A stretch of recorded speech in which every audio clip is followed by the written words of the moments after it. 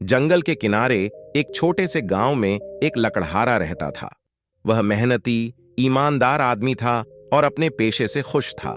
वह पेड़ों को काटता था और व्यापारियों को लकड़ियां बेचकर अपना और अपने परिवार का ख्याल रखता था। एक दिन वह नदी के किनारे एक पेड़ काट रहा था। दिन बहुत गर्म था और उसकी हथेलियां पसीने से तर थीं।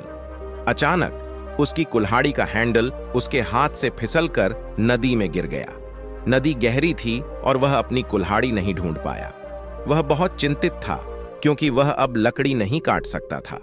वह यह नहीं समझ पा रहा था कि कुल्हाड़ी से लकड़ी कैसे काटे और बेचे ताकि अपने परिवार का पेट पाल सके।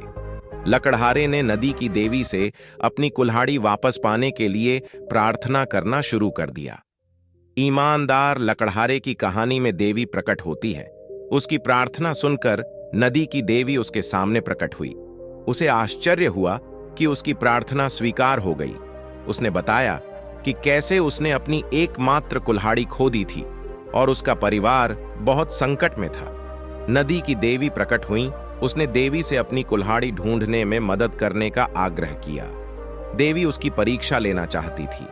वह पानी में डूबी और एक चांदी की कुल्हाड़ी ले आई। उसने पूछा, क्या यह कुल्हाड़ी तुम्हारी है? लकड़हारे ने विनम्रतापूर्वक उत्तर दिया कि यह उसकी कुल्हाड़ी नहीं है।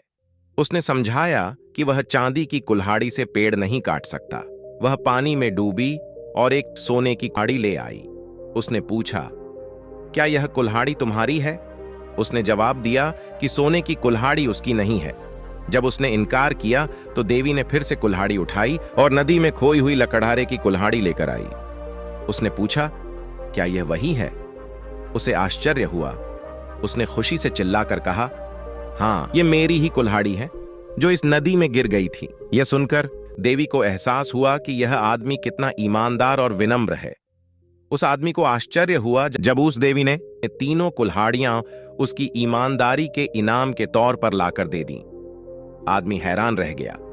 उसने कुल्हाड़ियां स्वीकार कर लीं और खुशी खुशी गांव में अपने परिवार के पास लौट आया। इस कहानी से हम यह सीख मिलती है कि माता पिता यह समझा सकेंगे कि बच्चों के लिए ईमानदारी कितनी महत्वपूर्ण है। अगर आपको हमारी कहानी पसंद आई हो तो इस कहानी को आपका एक लाइक और सब्सक्राइब तो बनता है। प्लीज एक सब्सक्राइब जरूर कीजिए।